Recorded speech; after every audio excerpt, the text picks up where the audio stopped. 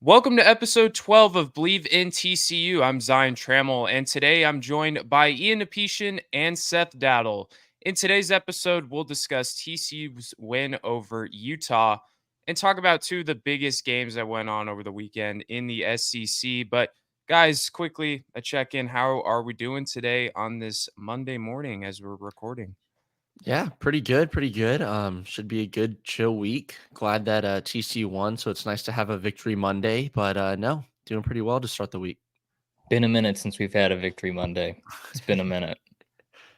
It's been a It minute. So has I'm glad that we finally have one again. Yeah, it has been a minute since we got a victory Monday for TCU. And of course, it comes after the week where we picked them. All of us picked the TCU to lose. So, I'm just glad that we were wrong. And TCU walked away with a 13-7 win in Salt Lake City on ESPN at 9:30 p.m. The game ended at 1 a.m. here in Texas. So I was very tired, and it was a very uneventful game, but TCU was able to get the win. I think we need to start things off with something positive because there hasn't been a lot of positivity going on with TCU lately. But I want to start things off talking about how great the defense was. I love the performance that we got from the defense on Saturday. We saw veterans like Bud Clark and Marcel Brooks step up when really the Frogs really needed them. They flew to the ball.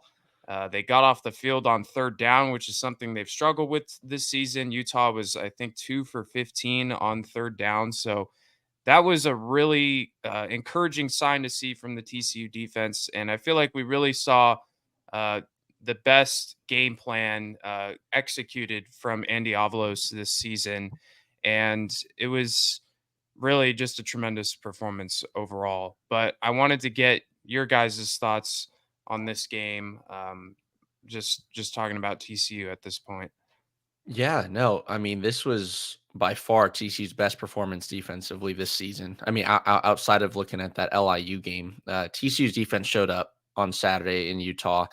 If it weren't for the defensive side of the ball, this could have been a completely different game and would have been a completely different game. But really happy to have seen some different things going on. TCU got a lot more pressure. They got 4 sacks, which, I think coming into this game, TCU, I mean, I'm not sure how many sacks they had, but they definitely, didn't show those types of signs of pressure on opposing O lines and quarterbacks. And they brought the heat against a team that they needed to bring the heat against, right? You've got Isaac Wilson back there, a young, true freshman quarterback, inexperienced. Put him under pressure, see what he does.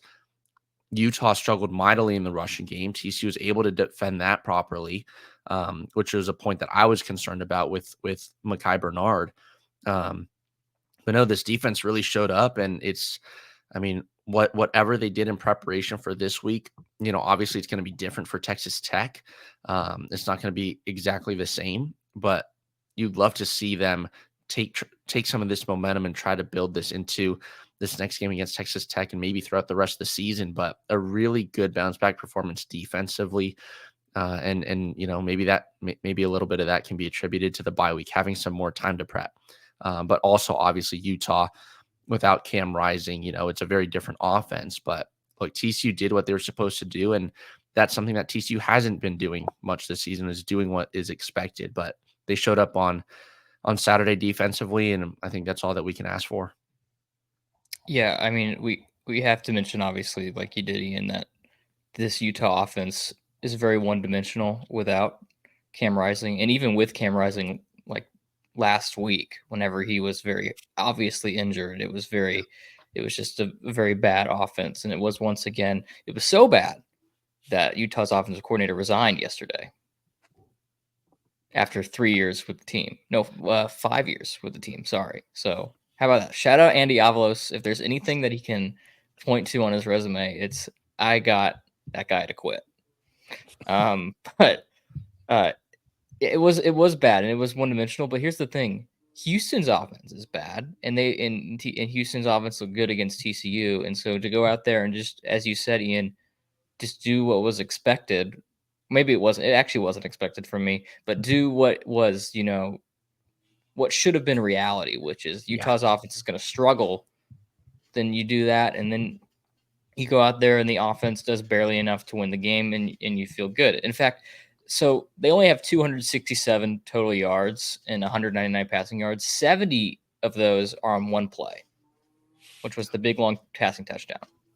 You take that away, and the number is like TCU allows less than 100 total yards in this game, which is crazy.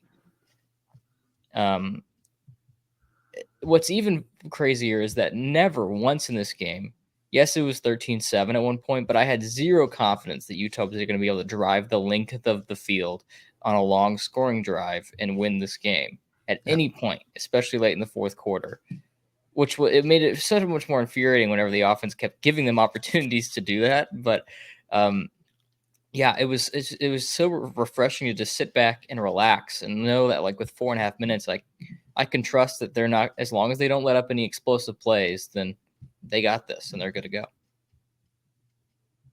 They definitely kept everything in front of them. And what we've seen from this TCU team is when they do allow a big play, uh, like they did on Saturday, that 71-yard touchdown, they usually let that pile on, and that continue, and that opens things up in the running game, and the opposing team's able to do whatever they want, and they build momentum off that. Utah didn't build any momentum off of that play, and TCU was able to hold strong and continue to keep Utah from scoring at all. So that's another really good thing that I liked from that defense is the fact that they didn't let Utah get back into this game. And like you said, Seth, I felt pretty confident that they could do exactly what they needed to do to get the win on the defensive end. And yeah, if we could see more performances like that, I think we could be talking about a different TCU team. And we're really starting to see more of these veteran players step up when they're really needed, and seeing more of this talent shine, and seeing this scheme that Andy Avalos has. We're seeing that more realized now, and we saw it on Saturday. Yeah, and kind of just going back to, I mean, or just talking about this defense again, right? It's like, look, this season has been really tough. It's been tough. It's been tough for the players, tough for the coaches, obviously hard for the fans, but more than anything, tough for the team and the staff, right? And again, last week we talked about it. I'm sure the previous weeks as well, we talked about it at length. But again, this schedule for this season was very favorable for TCU. And a lot of the signals going in was, look, if TCU does their job, they have a chance to do something pretty great this season, right? Obviously, unfortunately, TCU hasn't done their job in several games this season. Circumstantially talking about keeping leads like against UCF, that loss against SMU is tough, but then coming in and laying a big old egg against Houston, right?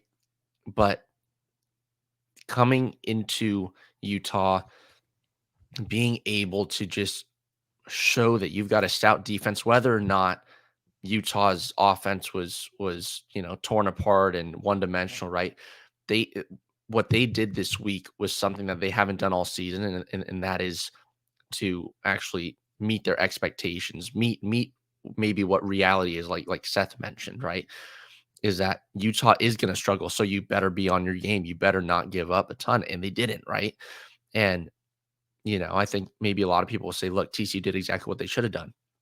Yes, and they haven't done that for a lot of this season. So, again, just really happy, proud that the defense was able to show up and help out the offense, because clearly the offense struggled big time, which we'll get to as well. But no, I mean, Devin Deal with 2 sacks, Elam's Orr had a sack, Marcel Brooks had a sack. I think Marcel Brooks has done more probably in the last 6-7 games than he has in his previous 3.5 years with the team, just because of injury. Bud Clark with an interception. I mean, when was the last time TCU actually got a turnover defensively? It feels like ages ago. Obviously, TCU's turnover margin is still not great, but it means a lot to the team. And I think it gives them a lot of confidence to know, at least offensively, like, hey, if our offense struggles, hey, at least our defense, we know has the ability to make some big stops. I mean, just like you mentioned, Zion, Utah was held to what, 2 for 15 on third downs, 0 for 2 on fourth downs. They had 68 rushing yards. This defense did a fantastic job, and it was really great to see them kind of pick up the pieces for the offense where the offense really struggled. So What I mentioned, that the OC for Utah resigned.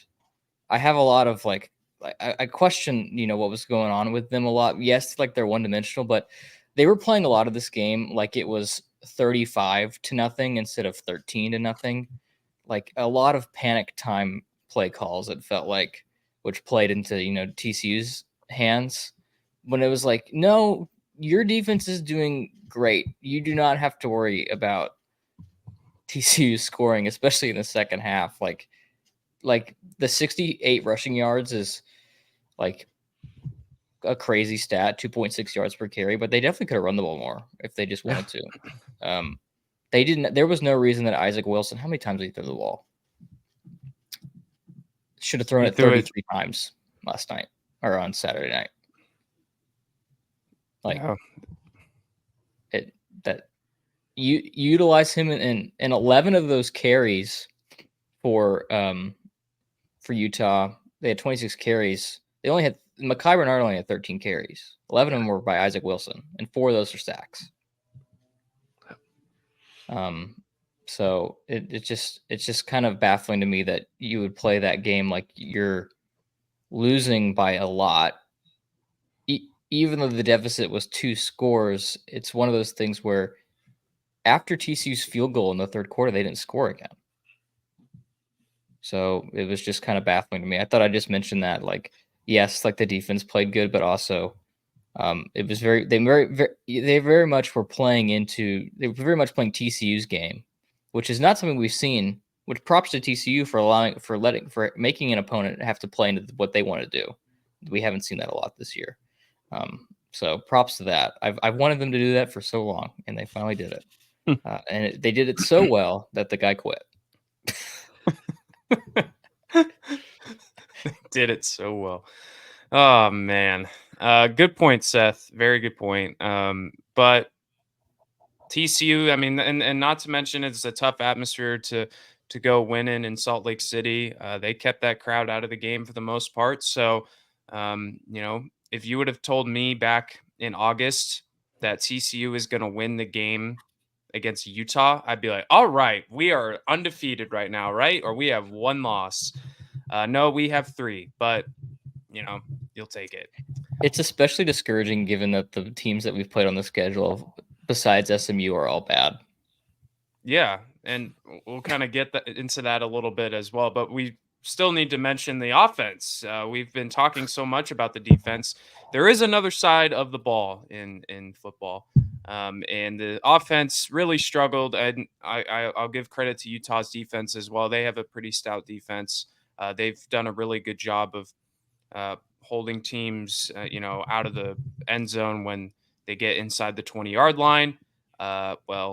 And TCU got inside the 20-yard line, and it's kind of like they forgot how to play football sometimes. But yeah, the offense struggled, and it might be a little bit of a red flag moving forward. What was Ian? I'll start with you. What was kind of your evaluation of the offense? yeah, I mean, red zone inefficiency is I might get it tattooed somewhere eventually because goodness gracious, I feel like I've been talking about it like for the last year and a half. Or maybe Kendall Browse needs to get it tattooed somewhere where you can see it. Yeah, put it right on the forehead. No, those were some of the most frustrating first drives I think I've ever seen. The fact that, again, you get into the red zone, you have such a fantastic first drive, and then you fumble it. And then you get the block punt, right? You get the block punt, and then you can't convert. You can only get a field goal, right? It's the small things like that, right? And against a team like Utah, doesn't matter the circumstances. You gotta you have to take advantage of those opportunities, right? So I mean, red zone inefficiency was the biggest thing, but then again, after that, how much else did we really get into the red zone? Not much. So that's also a problem, right? It's like a snowball effect with this team, or like a domino effect. Um, Josh Hoover, a bit of a gunslinger this game, a little more than I would have liked. I think Josh Hoover is a smart quarterback, but sometimes I don't know if he has the skill and ability to pull off every throw. I think he struggles a lot with touch on the ball. There are a couple passes where I'm just like, okay, I don't know if there's a need to zip it into your receiver, so quick, or it's like, hey, just take some time, look at your options. There are several times where Josh Hoover just looks at his first target and tries to go there. And I think for me, I would love to see Josh Hoover settle down a little bit, be able to go through his reads. But then again, he's got 4 or 5 guys running straight at him because our offensive line struggles to block, right?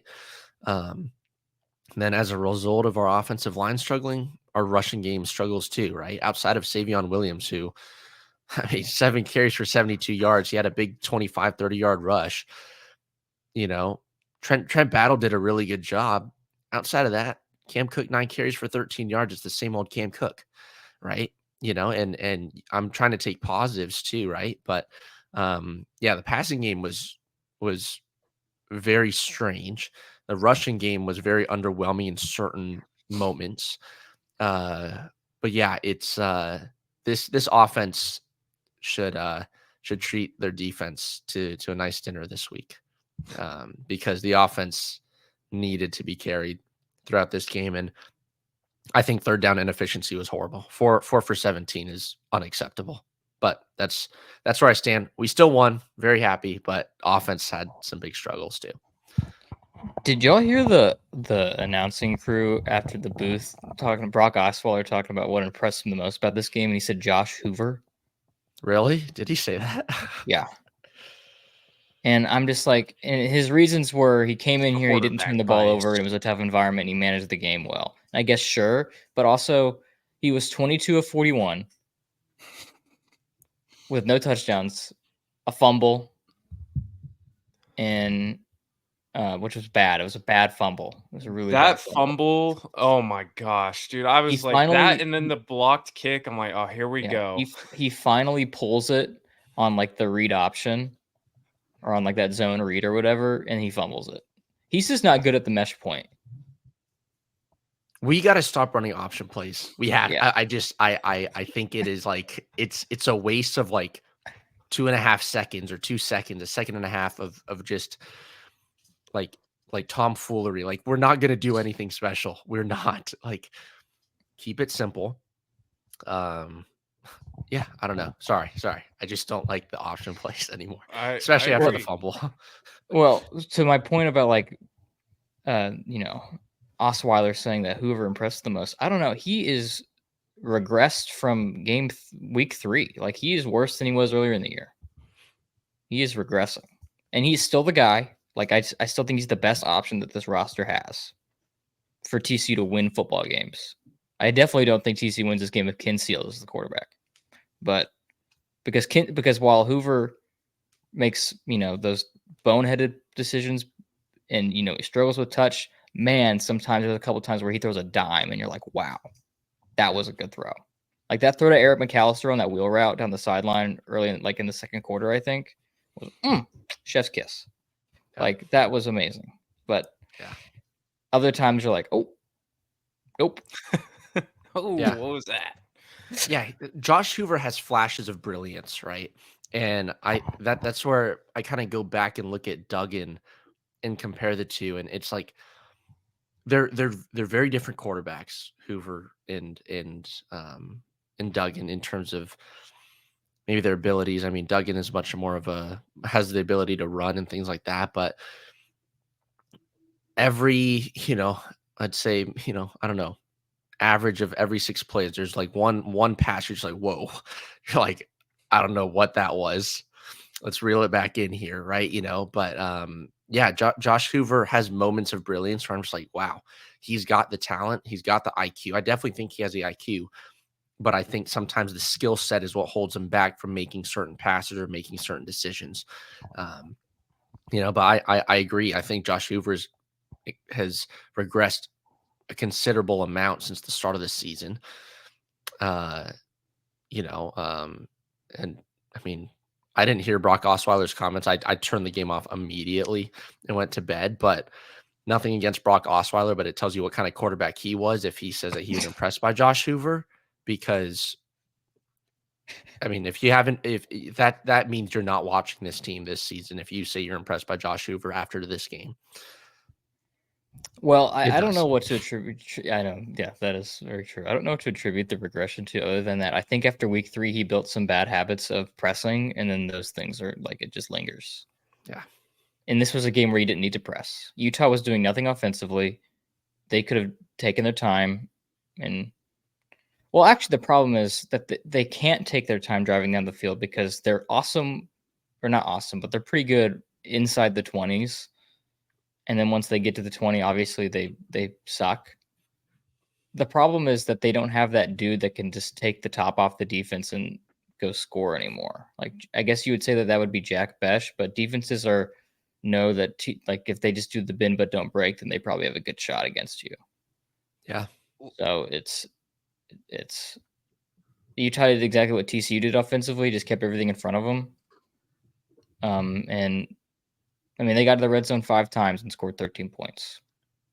So that's the story of the game for me, because then that's what makes me feel a lot less enthusiastic about this. If you take this for what it is, it's fun. You beat Utah on the road. That's amazing. Like that's a lot of fun, actually. Yeah.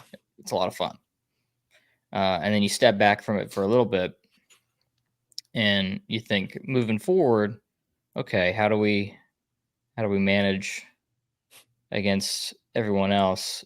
I mean, I don't know if this defensive performance is, I don't know, duplicable. I have no idea, but I hope that this is the low point for the offense. And I hope that we can attribute this just to a defensive performance from Utah that was otherworldly. Yes. Me too. But if not, then we're in for some troubles later. But at the same time, the thing with this conference is I have no clue what to expect from anybody week in and week out. I know we'll talk about the Tech game later this week, but oh boy, Red Raiders, what are we doing on Saturday? Yeah. Like, so it's like I don't know what to expect from anybody at this point, other than BYU and Iowa State. There is no constant. Yeah, the Big 12 is extremely unpredictable, so we really don't know what will happen. But yes, we will talk about Texas Tech and that matchup and maybe the little bit of the state of the Big 12 later on in the week. Just quickly though, I got to talk about this game on Saturday between Texas. I got one more thing. Sorry about TCU. Oh no, you're okay. You're good. Can Go I for it. complain about game management real fast? Oh, Yeah. goodness. Yes. Oh my please. gosh. Yes. Please. Okay. Please. Sorry, Texas. This is a TCU podcast. We got to get this out. Okay. I have to talk about the one moment. This is the fourth quarter where it's 4th and 2. 4th and 2. Yeah, it's 4th and 2, and we take a timeout to only come out and punt it after. It's or no, we take a timeout to take a delay. Oh wait, yeah, yes. Oh, wait. No, yeah, 4th and 9. It's actually 4th and 4 at the Utah 36 with 11 minutes and 55 seconds left in the fourth quarter. So there's a lot of time left in the game. And so the first thing actually is it's 2nd and 2 after a Josh Hoover incomplete pass. Then they call a timeout because they sub late and then Utah subs late. And so therefore the play clock goes down. And so they have to call timeout. So that's bad game management number 1, because this is the second time this has happened this game. And it happened last week against Houston where Sonny tries to sub late and then he looks incredulous about why the play clock is late. He's like, yeah, I know, right? It's just like this has been happening for years. Like this is not a new thing. So then it's 3rd and 2 and they bring in Haas Haney for a run A play. huge third down, by the way. And they lose 2 yards. The snap was bad, so the play was dead from the start. But even so then it's 4th and 4, and they bring the offense back out on the field, and the play clock is dwindling down. I don't know. Did they sublet again? I don't remember. No. So after Haas Haney got sacked or whatever, tackled behind the line, TCU was running the clock down or something. We had to take a timeout for some reason because I think we were just late. Well, that's why I was asking, did we sub late, so therefore Utah did their slow sub again so that we had to call timeout? I didn't remember. But either way, the play clock is dwindling down, so they call timeout to reset. So at that point, you have committed to going for this 4th down, and then they punt. Well, then they go back out there and they take a delay game, and then they punt. That's what it was. Yes, they take a delay game, and I'm just like, like Josh Hoover is like running like this crazy audible, did you see that? He kicked his leg waving. Yeah, he kicks his leg. Yeah. And I'm sitting here like, I'm like, what are we doing? I'm like, first of all, I can't believe we're going for this, right, in the moment. And I'm like, there's still a lot of time. Our defense has been playing well. I would be happy to just punt it and pin them. Thankfully, we did eventually, but it took another timeout later. Yeah, and then so they take the delay and then they punt it. So now TCU only has 1 timeout at this point in the game. There's 11 minutes left in the 4th quarter, and this is a game where Utah could come back and take the lead on this very next drive. Yep. But Ethan Craw came through and pinned it at the 2-yard line. The 2. Guys, I was like, what is going on? Are we learning for football for the first time ever? Like, what is happening? And then on the next drive, somewhat egregious game management or just like situational awareness.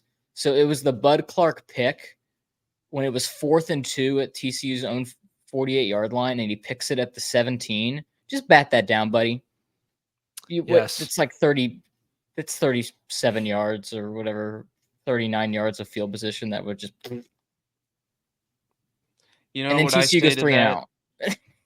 You know what I say to that? Why do that when you can get an interception? Okay, that's what shows up. Pad the stats, more on baby. The stat sheet, yeah. Absolutely. Already leads the team in interceptions in their collegiate career. Why not? I don't absolutely. Blame but then the next TCU drive starts at their own 17. This is the plays. Run for a loss of 1. Savion rush for 7. 3rd and 4. Pass incomplete. Punt. Oh man.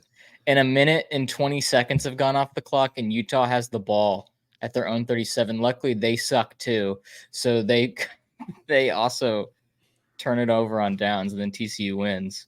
But sorry, crazy. Seth, go on. I'm done. This was bad game management, bad offense. Well, it's funny because, right, I mean, talking about bad offenses, right, Utah was only down by a score, right? I think there's a play where it was 3rd and 2 for Utah. And I was like, okay, like around midfield, 4 down territory, whatever. Or it was either 3rd and 2 or 4th and 2. Whatever it was, they take a deep shot down the field. It was the pick. It was the Bud Clark pick. It was 4th. Was that the pick? Okay, yeah. So that was a play. I'm like, there's no need to take a deep shot here. The way your offense is going, I would consider leaving the ball out of the air for as much as possible or for as little yardage as possible. Right. And like sometimes I look at football, even in the NFL yesterday, there's certain times where even broadcasters are like, oh, do they go for it here? It's like 4th and 17, dude. No, I'm not joking. Yesterday, there's a play where it's 4th and 17. They're like, well, they're at the 50-yard line. You can either punt it or you can kick a field goal. You punt the ball. Don't kick a field goal. First of all, you wouldn't make it. Second, don't go for it on 4th and 17. I mean, the ideals in football have changed so much over the last 5 years, 5 to 10 years. I don't know. I'm a very conservative, I guess, like football styled brain. At He least likes I'm Iowa football. Big field position battle probably, guy. yes, I'm Big a big field position value guy. I am, right? But I'm like, you only need 2 yards here, guys, and there's no need to chuck it up, but I'm glad they did. It doesn't make me very optimistic in the future of where offenses are going in with certain groups and certain teams because this was an ugly game. Well, I'll tell you this: Iowa's philosophy also not working. They lost 32-20 to Michigan State. Yeah, that kind of philosophy benefited Bud Clark there in that situation. I tend to agree with that. The idea now is, on fourth down, everyone's like, oh, go for it. Doesn't really matter the yardage or whatever. And 4th and 2, yeah, um, you know, why throw a deep shot? TCU 2 weeks ago on a 4th and 2 went with a QB sneak. So, surely there's got I to be a forgot about that. balance, right? Of what you got to do there, right? On a 4th and 2. The 4th and 2 QB sneak was very reminiscent of. I don't know if y'all remember this play. It was Arkansas A&M in 2022, and Arkansas has like a 1st and goal at like the A&M 5, and they're winning the game right now at this point. And KJ Jefferson takes a snap out of shotgun and then tries to jump 7 yards into the end zone, like he tries to Yes. and then he fumbles it, and then A&M returns it for a touchdown and takes the lead. That might be the most great. I went into the Cobra position of like, oh my gosh, what are we doing? Yeah. Oh no. That, Oh no. But that's the but that was thing, right?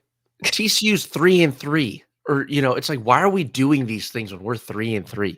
We can hardly Yeah. get a handoff right here, okay? Let alone bring in Haas Haney, and the poor guy gets a snap at his ankles, and then gets absolutely trucked behind the line of scrimmage, right? And then, yeah, it's just I don't know. The management of this game was god awful, and they're gonna have to change a lot offensively against Texas Tech. well, But it's Savion Williams running RB1. was RB1. you look like What are we Debo, doing? man. What are we doing? What are we doing? It worked. He had I just 72 yards.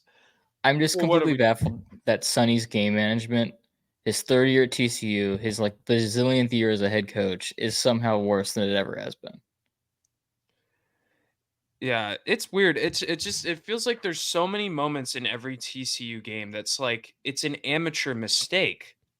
I'm not sitting here and saying that, I expect everything to go perfect, exactly the way it should. But it feels like every week there's something I'm like, guys, this isn't elementary school. This isn't high school football. This is Yep. like, what are we doing here? I just feel like there's so many mistakes that are so amateur that I mean, I don't know. It's mistakes that other teams aren't making, and usually you don't ever see in a college football game. Yeah, this TCU team needs Augie Garrido's Texas rant and team Yeah. Yep. coaching talk. What the hell are Yep. we doing? This isn't about a goddamn game. It's about our lives. I think. Man, shoot. The good news is that hopefully and you could tell if y'all saw on social media that this game meant a lot to them to get it. Yes. Yeah, So which is good. no, I'm glad which it is good. means a lot. No matter how it happened, I'm glad that they were able to get it, and hopefully that it instills some confidence at the very Yeah. least. Yeah. That's all we're looking for is some confidence because they must have been very not confident after Houston, and then to go out there and to do this. And hey, props to the coaching staff for this, for motivating them to come out here and not quit. That's Absolutely. I Not think that's something. layover. Yeah, because that was something that definitely could have happened, and it's definitely human nature, especially after a game like Houston, to just go out there and just lay down because it's over. Yeah, But it's not over, and they go out there and they get it done. So props to that. yeah. Josh Hoover said he was like at the lowest point of his, as a quarterback after that Houston loss, and the fact that they were able to bounce back, win in a tough atmosphere. I know we were bashing on the offense, and there's some valid criticism there, but the fact they were able to get a win was huge, and I can say that you know confidently just from what we've seen, is that this meant a lot to them, and moving forward, hopefully that can bring them a lot of confidence because they have some really big games coming up if they still want to salvage a bowl game this season, with Texas Tech and Baylor, obviously big rivalry games. But yeah, they still need what, three or two more to get a bowl game, two more wins uh, to get a bowl game. What were you gonna say, Seth? Oh, we were in this position last year, though. Do you remember after the BYU game, we were like so happy about like our bowl game propositions, and we won one more game. I hope that doesn't happen again. I think we were Yeah, 4-3 at that point too. Yeah, I think the difference was last year was like such a resounding win over BYU. This one Yeah. was like a narrow, very messy game. And it was like, oh, we had a Josh Hoover, it was his first Mhm. start, right? And we're like, oh my Yeah. gosh, the offense is fixed, and then it just never worked out. But here it's like, well, Josh Hoover's still the quarterback, and he's kind of regressed, which is weird to say. He's a young quarterback, but he hasn't played as up to the standard lately, and it kind of feels like the chemistry with his receivers have kind of um, not haven't been there as good as it was the last few weeks. The schedule was also harder last year too. You don't have to play Texas and OU this year to get to a Yeah. bowl game. You get to play Arizona instead, which I much prefer. Yeah, Yep. I think I would definitely prefer that as well. And well, we can talk about that in the next episode. We're gonna later in the week we're gonna preview the matchup with Texas Tech. It's a big one for both teams, trying to get back into a rhythm, and TCU is looking to get a bowl game because obviously they did not last year. But that'll wrap things up here for this episode. I think this was one of our longer episodes, so far. Uh, really just talking about this terrific performance by the defense and the not so terrific performance by the offense. But yeah, thanks for tuning in. If you want, you can follow us on Instagram at Believe in TCU, and you can listen to us wherever you get your podcasts, Apple Podcasts or Spotify, or on the Believe website. That's where you can find our show. But for Ian Napetian and Seth Dowdle, I'm Zion Trammell. Thanks for tuning in to Believe in TCU, and we'll see you guys next time. And as always, go Frogs.